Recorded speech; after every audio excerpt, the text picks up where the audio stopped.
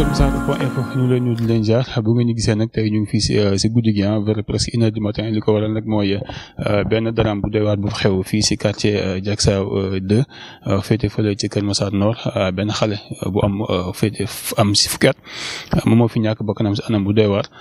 li ko waral nag mooy que ne da daan fo si 3e étage daal di fay jóge daanu si patio bi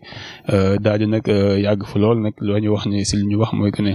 ba ñu woowee sapeur daal di def ay waxtu balaa mu yegg fii nii xale bi daal di mujj ñàkk bakkanam sànq ñi si côté 22h jàpp 23h donc mu nekk événement bu doy waar xewee fii si quartier Diacksao di sant yàlla quartier Diacksao fii si Kër Massar Nord dinañ leen toppal li ni mel xam naa fi ak suba pour am plus de détails si l' accident bi nga xam te moom moo fi xewee.